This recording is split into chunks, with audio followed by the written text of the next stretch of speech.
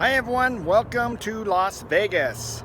We are here visiting the Thousand Trails Park here, and we're going to give you a little bit of review of the park.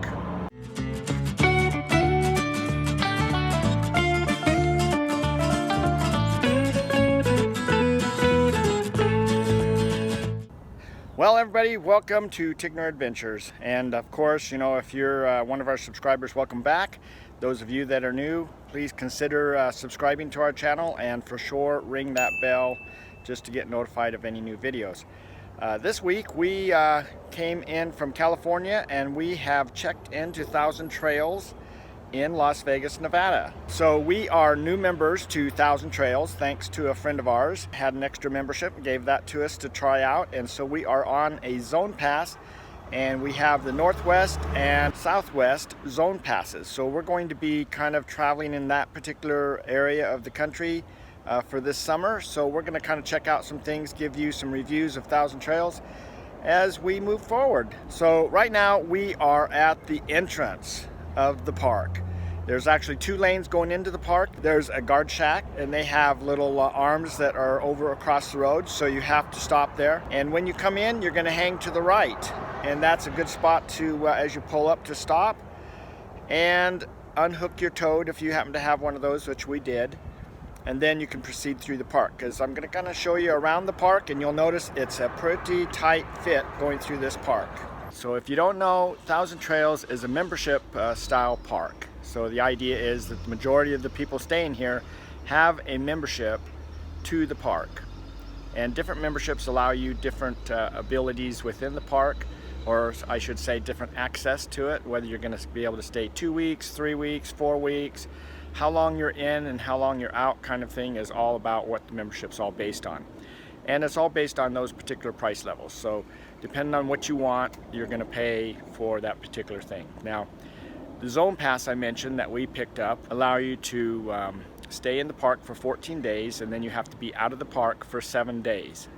And the one that we have also has Encore with it, along with the Trails collection that they have. So the park that we're in right now is a Thousand Trails park, but there's other parks that we'll be visiting that are Encore parks, and some of them that belong to the Trails collection. Now, I think all of that is probably the same company. It's just different memberships allow you different privileges. Also, because of those privileges, certain things are treated one way than others, depending on whether you're in the Thousand Trails or whether you're in Encore. For example, if you are just staying in Thousand Trails only parks, then you can, they do have a setup where you could stay, if you only stayed 4 days, then you could go park to park to park as long as it's just Thousand Trails only. If you happen to stay in an Encore anywhere along that route, or you stay past those 4 days, then you have to be out of the system for 7 days. So what we're going to do is we're going to be kind of doing the little, probably like 3 nights at each park going up the Oregon coast. We showed you a map of where we're going, and so that is an area that we were going, and they just happen to have campgrounds there. So we're going to use that to check out the Thousand Trails and give you a little report on those particular campgrounds. Now, Thousand Trails isn't everywhere, so once we leave the Oregon coast and up past Washington, head inland to Idaho and things like that, then we're a little bit restrictive on being able to use Thousand Trails. So each park has its own amenities, so you need to look at different parks to see what they offer. Now, this one has an activities room, it has a pool, hot tub, laundromat, so we're going to check out each one of those. This is their activities room. You can come in and watch TV. They also have internet service available, and so you can sit here, you can play games.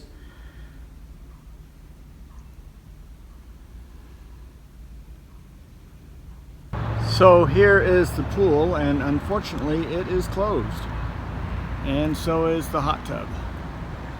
So I was talking to one of the residents here, and he was mentioning that over the last couple of years that they have had a number of issues with the pool, and so now they are doing a major overhaul of the pool to try to resolve the issues that they've had in the past.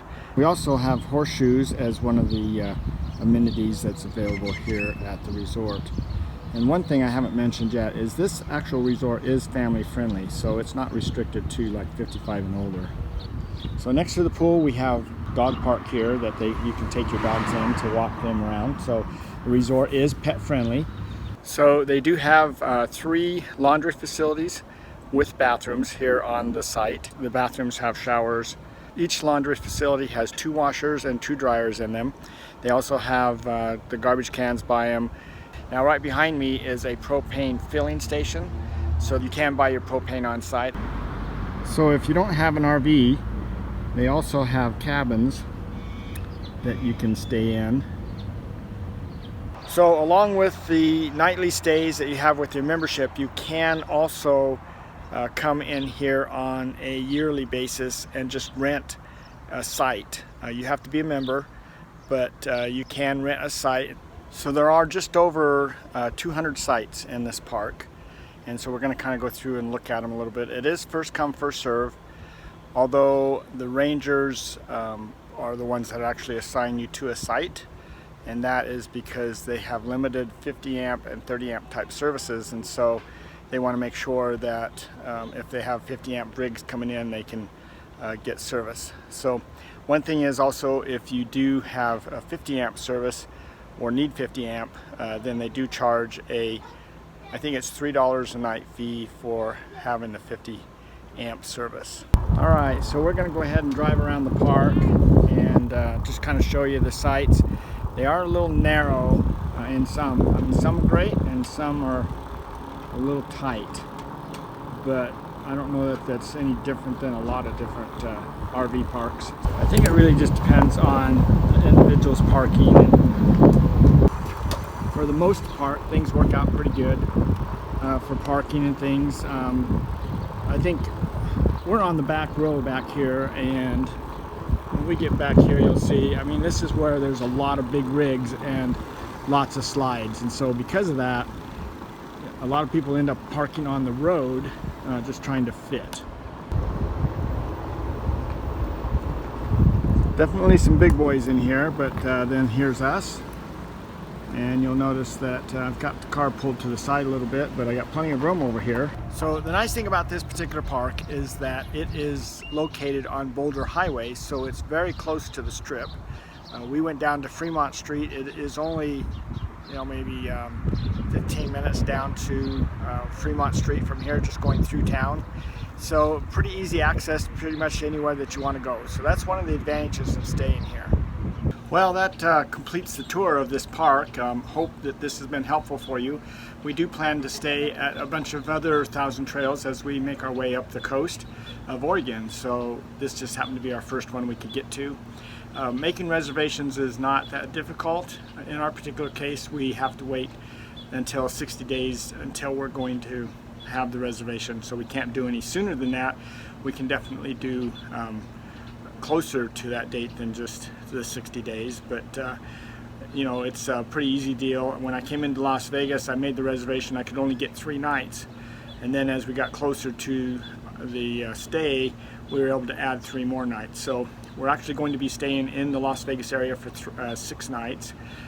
So we're checking things out pretty good. We're a little disappointed the hot tub's down, because we really like to come into the resorts to stay in, to use the hot tub, but other than that, everything else has been great. People have been really nice here. We have air conditioner because we do have electricity, and we don't have to run off of our solar in this particular case. So with that said, though, we will be moving on up into Utah from here. And once we're done visiting our kids, and we have 2 graduating, then we will be heading over to California and going up the Oregon coast. So at that particular time, we'll do some more reviews of some other Thousand Trails that are up that direction. But I guess at this point, we'll just say goodbye, and we hope to see you down the road somewhere.